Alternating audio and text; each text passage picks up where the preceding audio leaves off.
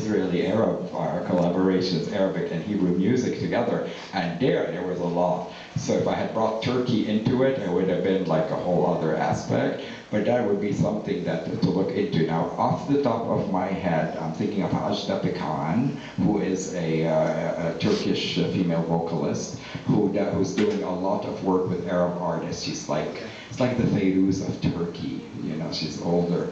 There's a lot of Turkish influences. I know at KZSU we got a lot of CDs released by Turkish artists.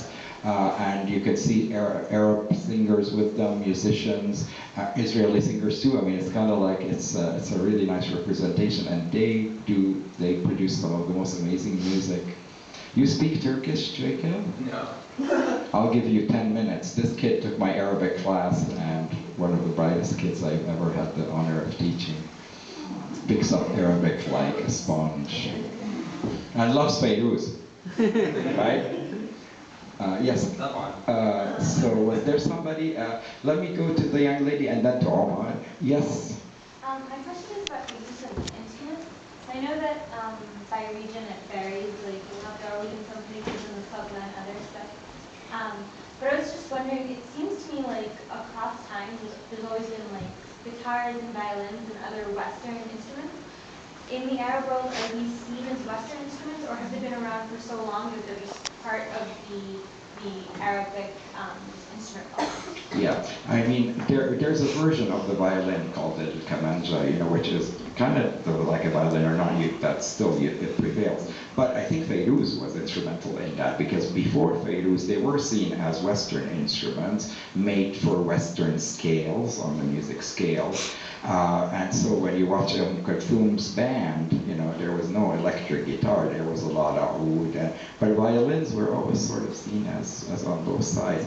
But I think now you're seeing a resurgence of the oud. Like the oud is coming back in Mashru' Layla's songs, and the guy, if you saw him in the Mashru' with the violin, was playing totally like Arab beats, the scales, you know, the ones that have a lot of black keys and another way.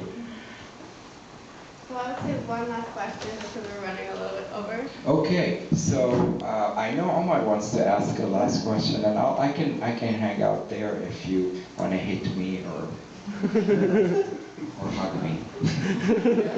Yes. I have a comment and a question. First, for the gentleman who asked about like other countries, some phenomena that I've noticed recently in Saudi Arabia is the kind of YouTube comedians who've been coming up.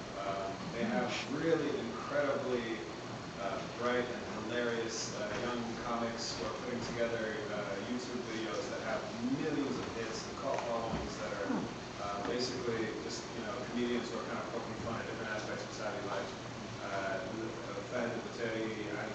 Some of them are even scripted, and this is all kind of working within the confines of what's allowed in Saudi. So there are very few women in the videos, but they're actually really groundbreaking in their own way. And are they getting away with it, like, or are they being persecuted for? No, they get away with it. First of all, it's very subversive. It's very kind of it's not in your face critique. It's kind of, you have to be of a certain kind of level to even get it. But then also, once they saw how quickly it was catching on, where they were getting millions of hits and they could monetize it, they started getting corporate sponsorships, and that's what ultimately matters in a place like Saudi Arabia, I think, more than anything else. So that was kind of how they've been getting their, you know, and there's been a whole space that's been created all of a sudden for stand-up comedy in Saudi where it's nothing that existed before. Yeah. But I had a question for you, Ramzi. This is something that I know I do it. This is something I know I've seen happen a lot.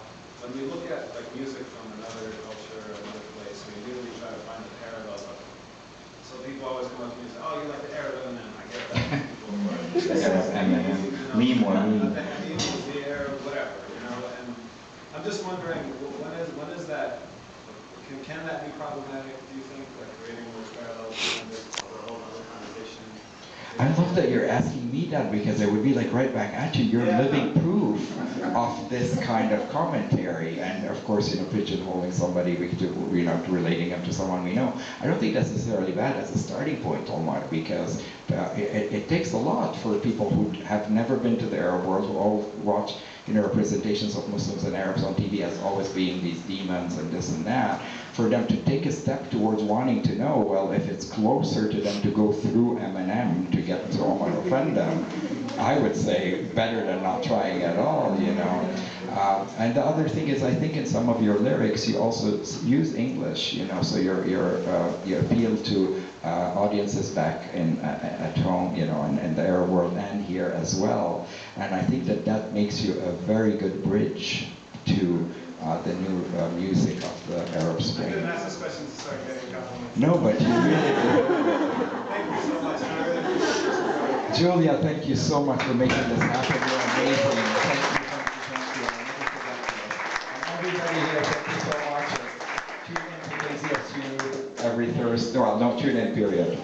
If you happen to tune in on Thursday between I want to 3 thank and everyone 5. for coming.